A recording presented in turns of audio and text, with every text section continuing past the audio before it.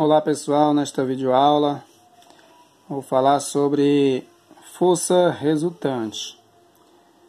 Antes de falar sobre força resultante, quero explicar o que seria força. Força nada mais é do que um agente físico capaz de produzir deformações ou acelerações nos corpos em que atua. Imagine você pressionando um balão daqueles de festas, né? Um balão, você enche ele, depois pressiona ele. Então essa força aplicada ele vai causar uma deformação. Imagine também agora você empurrando uma mola, né? Pressionando uma mola. Também causa uma deformação. Mas agora imagine você dando um chute em uma bola de futebol, né? Essa bola de futebol vai adquirir uma aceleração pelo fato de você ter impulsionado a ela uma força através do chute, né? Observe que um chute em uma bola, então há um contato. Então nesse caso, houve uma força de contato. Também imagine agora a Terra e a Lua. Existe uma distância entre eles e também existe uma força agindo entre esses dois corpos. Como eles não têm contato, então essa força, né, é uma força de campo. Força resultante, simbolizada aqui pelas letras FR, né, F índice R. Quando somamos todas as forças aplicadas em um corpo, esse resultado é chamado de força resultante.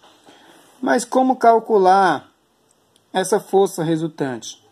Vamos entender aqui através de alguns casos, né?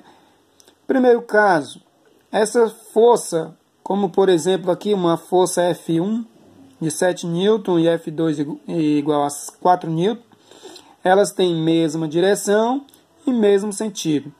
Toda vez que essas forças aplicadas em um objeto tiver a mesma direção e mesmo sentido, você vai naturalmente somar essas forças, gerando assim a força resultante. No caso, 7 N mais 4, 11 N. Então, houve aí uma força resultante de 11 N sobre esse objeto. No segundo caso, essas forças que estão sendo aplicadas nesse objeto, elas têm agora a mesma direção, seja horizontal ou vertical. No entanto, elas têm sentidos opostos. Quando acontece delas terem a mesma direção em sentidos opostos, você vai subtrair a maior da menor, gerando assim a força resultante nesse objeto. Vamos agora analisar o terceiro caso. No terceiro caso, essas forças que estão sendo aplicadas nesse objeto, elas são perpendiculares. Um exemplo aqui, uma força de 3 N e uma força de 4 N. Como elas vão formar um ângulo de 90 graus, né? Então a força resultante será igual, né, à hipotenusa desse triângulo retângulo. Portanto, vamos usar o teorema de Pitágoras para calcular essa hipotenusa, que seria a força resultante. Então, pelo teorema de Pitágoras, temos que força resultante ao quadrado vai ser igual a 3 ao quadrado mais 4 ao quadrado, que no caso é o teorema de Pitágoras, onde diz que a hipotenusa ao quadrado é igual à soma dos quadrados dos catetos desse triângulo. Portanto, força resultante ao quadrado é 9 mais 16. 9 mais 16 é 25. Tira a raiz de 25, que vai dar 5. Então, a força resultante é 5 N. Portanto, quando tiver forças, quando nós tivermos duas forças sendo aplicadas em um objeto e elas forem perpendiculares, você usa o teorema de Pitágoras para calcular a força resultante.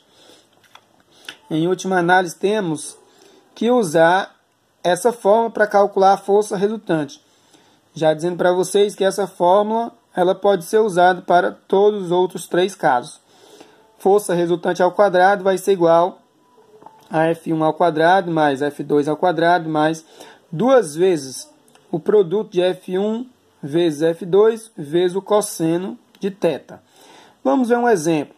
Vamos entender aqui que um objeto, né, está sendo aplicado nele duas forças, uma de 5 N e outra de 6 N, e o ângulo que forma entre essas duas forças é um ângulo de 60 graus. Então, usando essa fórmula, nós temos que a força resultante ao quadrado, substitui aí agora F1 por 5 e F2 por 6. Então, vai ficar 5 ao quadrado mais 6 ao quadrado. 2 vezes 5 vezes 6 vezes o cosseno de 60, que é o ângulo θ. Fazendo essas contas, nós temos que 5 ao quadrado é 25, 6 ao quadrado é 36, 2 vezes 5 vezes 6 dá 60, vezes o cosseno de 60, que é 1/2. Então, temos que força resultante ao quadrado vai ser 25 mais 36, mais 60 vezes 1, 60, dividido por 2, 30. Somando vai dar 91, tirando a raiz de 91 vai ficar raiz de 91 newton. Então, dessa forma, nós estudamos aí a força resultante